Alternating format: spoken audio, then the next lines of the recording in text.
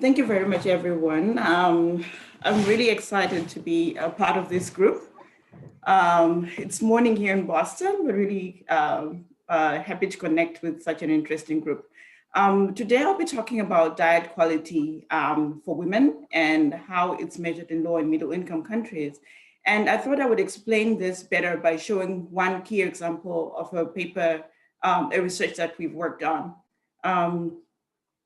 We know that suboptimal diets are the #1 risk factor for mortality globally. And we know that close to 3 billion people cannot afford a healthy diet. And in most cases, the people that are most affected are women and children because their diets are still monotonous. They're plant-based and there's always limited consumption of fruits and vegetables and as well as animal source foods. And as a result, we know that micronutrient deficiencies are quite prevalent for this group.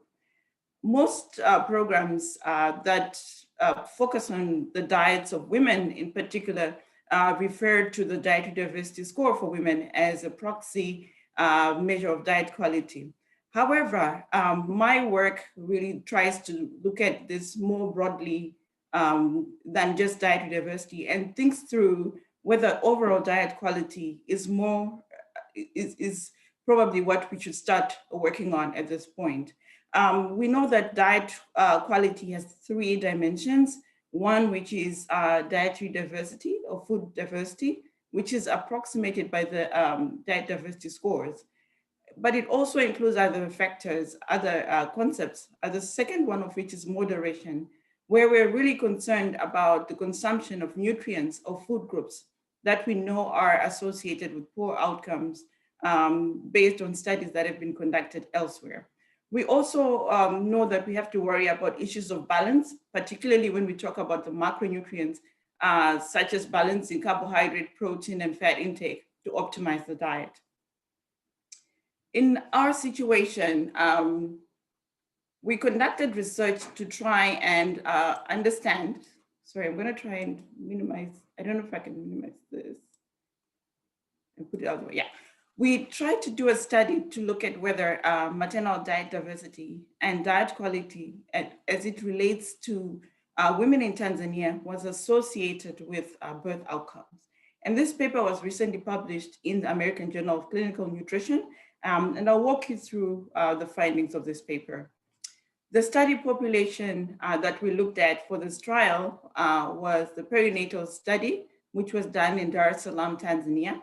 The study recruited more than 8,000 women, and they were monitored from 2001 to 2004. They were part of a multivitamin supplementation study. And women that were included in the study were aged between 18 to 45 years of age, and they were between 12 to 27 weeks gestational age of pregnancy. We measured dietary intake for these women at multiple times during pregnancy using the 24-hour dietary recall. And we considered 2 primary exposures for this work. The first is the minimum dietary diversity score for women. And this is an index that many in the group are familiar with, which was supported, developed by FAO and others. And this is a score that is composed of 10 food groups, as you can see on the right there, that range from starchy staples, dairy, eggs, and other vegetables and fruits. There's also one thing, though, that we thought we should mention about the diet diversity score. While it's a good measure of diet quality, clearly it addresses only one aspect of diet quality, which is micronutrient adequacy. And we worry that it may not capture the different nutritional transitions that are occurring in low and middle income countries. And these have been also accompanied by changes in dietary intake over time. As a result, we considered a second measure of diet quality. This score, called the Prime Diet Quality Score, which I'll call PDQS for short, is a score that is composed of 21 food groups. Of these, 14 are healthy and 7 are unhealthy. So the healthy food groups considered in this score include food groups such as fish, poultry, legumes, and nuts.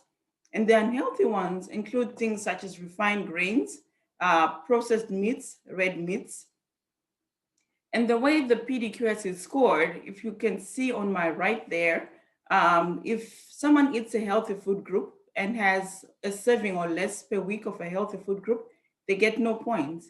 And if they have 4 or more servings per week of a healthy food group, they get 2 points. And the scoring is reversed for unhealthy food groups.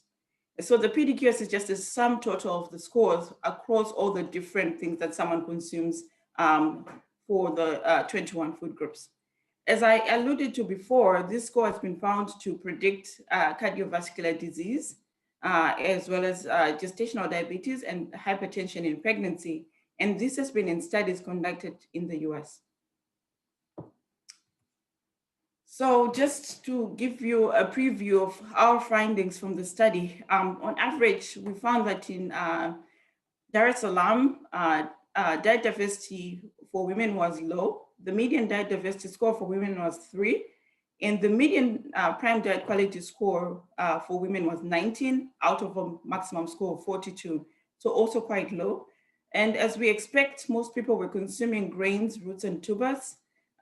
Surprisingly, in this population, about 58% of the women consumed meats, but consumption of eggs and nuts was low. On the prime diet quality score, women reported consuming at least 4 more servings per week of dark green leafy vegetables, and other vegetables were also predominantly consumed. However, we also found that consumption of refined grains was high, and this is a negative thing. When we looked at the association of the MDDW with the outcomes of pregnancy birth outcomes, we found that there was no association between the MDDW and preterm birth, low birth weight, and fetal loss in women. However, we found that when women were in quintile 5 of the MDDW, they had up to 26% lower risk of small for gestational age births, meaning that if your dietary diversity was high, you were less likely to have an SGA birth. However, when we looked at the association of the prime diet quality score, our measure of diet quality, and the same birth outcomes, we found that women in quintile 5 of the PDQS had up to 45% lower risk of preterm birth and up to 47% lower risk of low birth weight and fetal loss. And we found no association with small for gestational age. Sorry to interrupt, Isabel. Sure, the last slide. I just have someone telling me that your time is nearly up here. So thank you. So this is actually my last slide. Okay. Yeah, thanks. So in conclusion, we found that low maternal diet diversity and quality may be modifiable risk factors for adverse birth outcomes in Tanzanian mothers. We found that the prime diet quality score, which is a measure of maternal diet quality, was inversely associated with preterm birth, low birth weight, and fetal loss, and that the diet diversity score was inversely associated with small for gestational age. Therefore, we think that in addition to dietary diversity, diet quality should be considered as important in understanding risk factors for poor birth outcomes. And we think that further study of these scoring systems in low and middle income countries is warranted. I will stop there and acknowledge participants from the Tanzania site, as well as partners from Muhimbili University in Tanzania, as well as colleagues here at the Harvard School of Public Health. Thanks.